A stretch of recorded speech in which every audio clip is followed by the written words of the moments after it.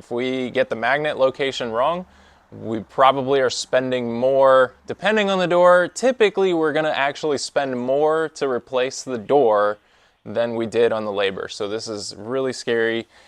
But simple tools, we've just got a square here that we use, a pencil. Here's the magnets. They've got a few screws, some springs. Here's the actual magnets themselves. And they've got covers to look nice. You've got your Phillips 964 is the bit. And they do, Windor, some of the manufacturers don't really send instructions for the magnets, but Windor does send some general instructions for the magnets, and then the magnet company actually sends instructions too. I've done this a bunch, so I'm going to do the typical guy thing and not read the directions. But a magnet will go here, and a magnet will go here, so that when this panel opens up, it'll catch over there and hold these two panels together so that they don't, when the doors open, they don't blow back shut. Or if you just want to have this panel open, it's not flapping in the wind. So that's the point with that. So anyway, very intimidating process, at least for me.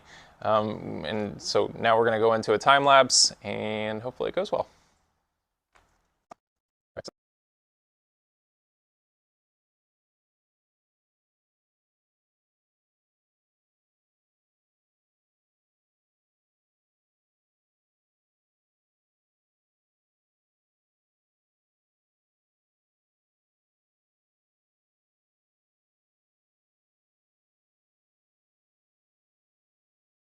All right, so you just watched me install these magnets.